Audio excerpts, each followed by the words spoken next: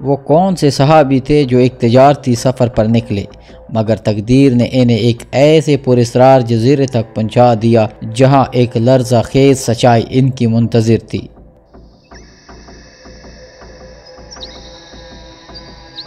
آج جو کہانی ہم آپ کو سنانے جا رہے ہیں یہ تقریباً 1450 سال پرانی ہے۔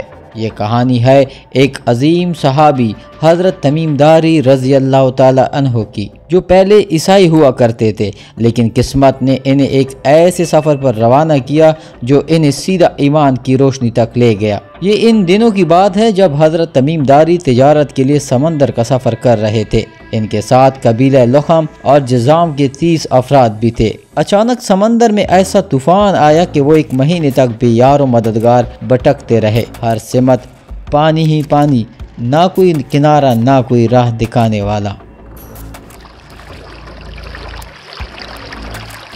پھر ایک دن انہیں ایک جزیرہ نظر آیا۔ وہ خوشی سے نہال ہو گئے اور چھوٹی کشتیوں میں بیٹھ کر وہاں پہنچے۔ لیکن جو کچھ وہاں ان کا انتظار کر رہا تھا وہ انسانی عقل کو ششدر کرنے کے لیے کافی تھا۔ جزیرے پر اترتی ان کی نظر ایک عجیب و غریب مخلوق پر پڑی۔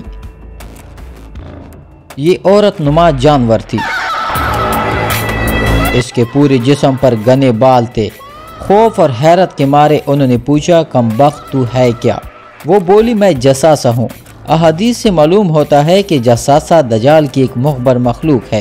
یہ لوگوں سے معلومات اکٹھا کر کے دجال تک پہنچاتی ہے۔ اس کا کام جزیرے پر آنے والوں کو دجال کے پاس لے جانا ہے تاکہ وہ اس سے دنیا کے حالات کے بارے میں پوچھ سکیں۔ حدیث میں اس کی جو تفسیر ملتی ہے اس سے معلوم ہوتا ہے کہ وہ انسانی اور حیوانی خصوصیات کا مجموعہ ہے۔ جساسہ حضرت تمیم داری اور ان کے ساتھیوں کو لے کر جزیرے پر موجود ایک پراسرار عمارت میں پہنچتی ہے۔ یہ لوگ وہاں جو منظر دیکھتے ہیں وہ ناقابل یقین تھا۔ ان کے سامنے ایک خوفناک قوی ہیکل شخص قید تھا۔ اس کے ہاتھ اور پیر لوہے کی زنجیروں میں جکڑے ہوئے تھے۔ یہ دجال تھا، لیکن ابھی حضرت تمیم داری کو اس بارے میں کچھ علم نہیں تھا۔ تو کون ہے؟ حضرت تمیم داری نے پوچھا۔ تم مجھے پہلے ہی کچھ نہ کچھ جان چکے ہو، لیکن مجھے بتاؤ تم کون ہو؟ اس نے جواب دیا۔ حضرت تمیم داری نے اپنا تعارف کروایا اور جزیرے پر آنے کا ماجرا سنایا۔ دجال نے حضرت تمیم داری سے پوچھا، ملک شام کی ایک بستی کا نام بسان ہے، کیا وہاں کھجوروں میں پھل آتا ہے یا نہیں؟ حضرت تمیم داری نے جواب دیا، آتا ہے۔ اس پر دجال نے کہا، وہ وقت قریب ہے جب اس میں پھل نہیں آئے گا۔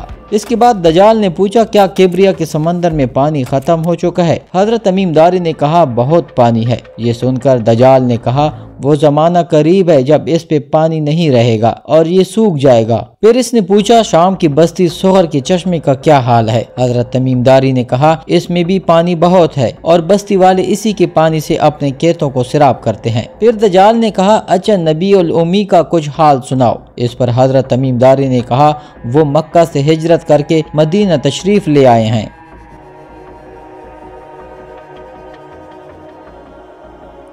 دجال نے پوچھا، کیا عرب کے لوگوں نے ان کے ساتھ جنگ کی ہے؟ حضرت تمیم داری نے کہا، ہاں۔ دجال نے پوچھا، اچھا پھر کیا نتیجہ رہا؟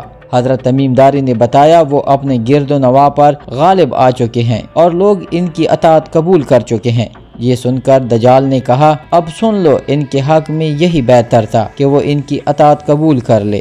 جب حضرت تمیم داری نے اس کے ہر سوال کا جواب دے دیا تو وہ کہنے لگا، میں دجال ہوں اور وہ وقت قریب ہے جب مجھے باہر نکلنے کی اجازت مل جائے گی۔ میں 40 دنوں میں پوری زمین کا چکر لگا لوں گا سوائے مکہ اور مدینہ کے۔ ان 2 شہروں میں میں داخل نہیں ہو سکوں گا۔ یہ سن کر حضرت تمیم داری اور ان کے ساتھیوں کے رونگٹے کھڑے ہو گئے۔ جب حضرت تمیم داری مدینہ پہنچے تو انہوں نے نبی اکرم صلی اللہ علیہ وآلہ وسلم کی خدمت میں یہ واقعہ بیان کیا۔ نبی اکرم صلی اللہ علیہ وآلہ وسلم نے ان کی تصدیق فرمائی اور صحابہ کرام کو بتایا کہ دجال کے متعلق جو معلومات دی گئی تھی وہ بالکل درست ہے۔ حضرت تمیم داری ہی وہ عظیم شخصیت ہے جنہوں نے مسجد نبوی میں سب سے پہلے چراغ روشن کیے۔ جب رات ہوئی اور روشنی پھیل گئی تو رسول اللہ صلی اللہ علیہ وآلہ وسلم نے خوشی سے مسکراتے ہوئے پوچھا، یہ روشنی کس نے کی ہے؟ صحابہ نے حضرت تمیم داری کا نام لیا تو نبی اکرم صلی اللہ علیہ وآلہ وسلم نے ان کے لیے ڈھیروں دعائیں فرمائی اور کہا، اگر میری کوئی بیٹی ہوتی تو میں تمہارا نکاح اس سے کر دیتا۔ اسی وقت نوفل بن حارث رضی اللہ تعالی عنہ نے اپنی بیٹی حضرت ام مغیرہ رضی اللہ تعالی عنہ کو ان کی نکاح میں دے دیا۔ حضرت تمیم داری سے 18 احادیث مبارکہ روایت کی گئی ہے۔ ناظرین، حضرت تمیم داری کے ایک انجان جزیرے پر دجال سے ملاقات کی یہ کہانی ابھی ختم نہیں ہوئی۔ سوال یہ ہے کہ دجال نے تو قیامت کے آخری زمانے میں آنا ہے، تو پھر دجال آخر کیسے حضرت تمیم داری کو آج سے 1450 سال پہلے اس پراسرار جزیرے پر ملا تھا؟ اسلامی روایات کو دیکھیں تو پتہ چلتا ہے کہ دجال کے پاس بہت ساری طاقت ہوگی۔ سوال یہ ہے کہ کیا دجال ٹائم ٹریول کر کے پرانے وقت میں پہنچا تھا؟ کیا دجال پرانے زمانے میں جا کر دنیا کی تاریخ بدلنا چاہتا تھا؟ وہ کون تھا جس نے دجال کو پرانے زمانے میں ایک پراسرار جزیرے پر قید کر دیا تھا؟ ناظرین، حضرت تمیم داری پر ہماری یہ ریسرچ سیریز ابھی جاری ہے۔ اگر آپ اس موضوع میں مزید دلچسپی رکھتے ہیں تو ہمارے چینل کو سبسکرائب کریں۔ جیسے ہی اس موضوع پر ہماری ریسرچ مکمل ہوگی، ہم آپ کے لیے اس سیزن کی اگلی ویڈیو اپلوڈ کر دیں گے۔ تب تک کے لیے اللہ حافظ۔